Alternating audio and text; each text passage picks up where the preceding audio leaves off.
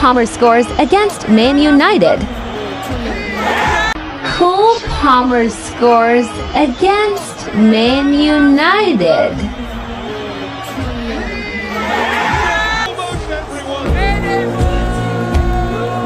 You said it before the match.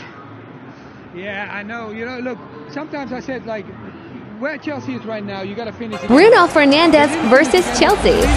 I think they were really in the game, and you could see Ten Hag getting angry really quickly after 10 minutes because they were not winning the second ball. They started winning that. Counter-attack, silly mistake, of course, from Caicedo. But then you get them back in the game 2-1 and then 2-2. Yeah, that's not what you want. 2 goals now conceded in each of their last 4 Premier League matches. What can they do better in this second half? What they have to do better is that, look, when you are 2-0 up, don't allow the opponent to get in the game. How do you do that? You keep attacking them, and you don't sit back. They start sitting back so far, and we talked about it before the game. And then Man United, I was like, they were sitting back in the beginning, but then they knew they had to come out. And when they come out, you got to hurt them, and you can't think how to hurt them. And then keep that lead. Back to you. Has he done enough to convince Jim Ratcliffe and Dave Brailsford that he is the right man to complete the project, the one he says he started and wants to see to a conclusion? Not for me. I think the decision's already been made.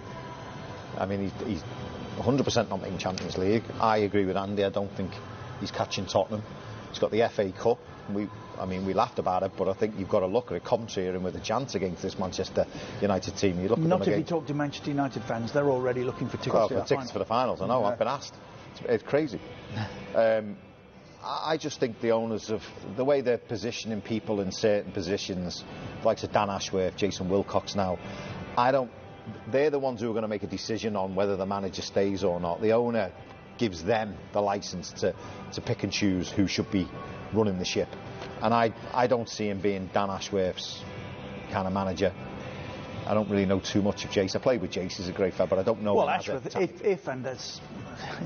if that appointment ever finally gets made, he's a big Graham Potter fan, isn't he? He is.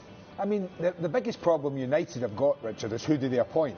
Southgate for me. You know, there's a lot of shout about Southgate. There's a lot of calls about Southgate after the Euros. He'll go out in a blaze of glory. England will win the Euros, and Gareth can say, "Thank you, that's my job done. I'll go and manage Manchester I think United." He goes anyway, Andy, if he doesn't. Well, that's what I'm saying. I think he'll have to go if he doesn't win it, Jason. Yeah, so it's one or the other. Yeah, either way he's going. Right. Yeah, but you want to go out in a blaze of glory. You want to say, well, that's it. I've done my bit for England. Is he the right one as well? I don't know. His club career as a coach wasn't great.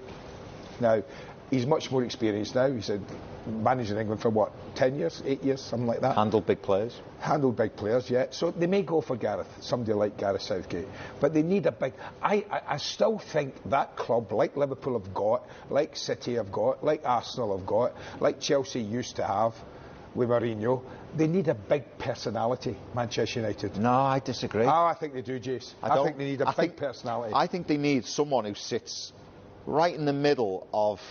You look at Mourinho, for me, and the big managers that you're talking about, they say, right, I want him, and it's going to cost 90 million. And they get what they want.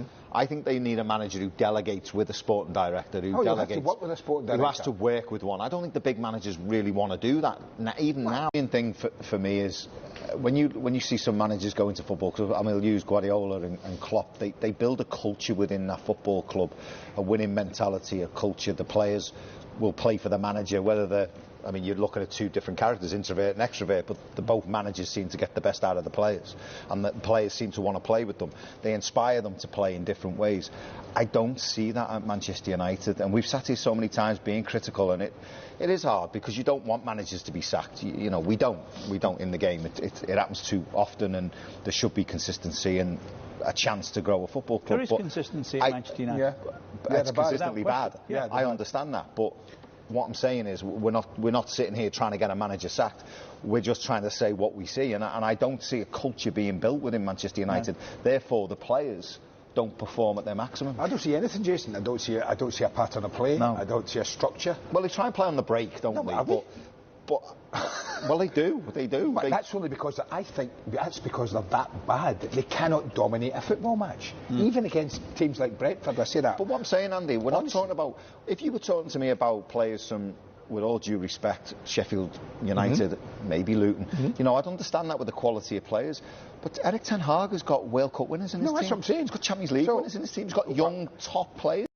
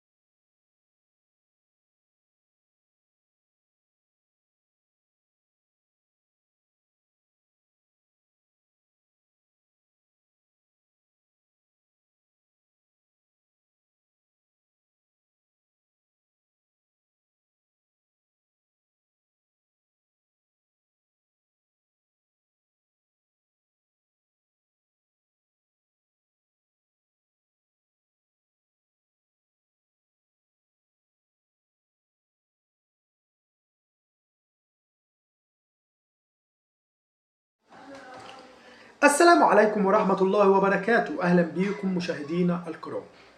تشكيل المتوقع لمانشستر يونايتد في مباراته القادمة أمام تشيلسي. إيريك تين هانج ماذا سيدفع من نجوم فريقه لمواجهة شيفيلد يونايتد بعد التعادل المخيب في الجولة الماضية أمام برنتفورد؟ أتوقع التشكيل المتوقع إن إيريك تين هانج هيلعب بتشكيلة 4-2-3-1، واللي هيبقى في حراسة المرمى أندريا أونانا، باك يمين دالوت، نيجل فاران، 2 مساكين فاران وماجواير، وباك شمال وان بيساكا.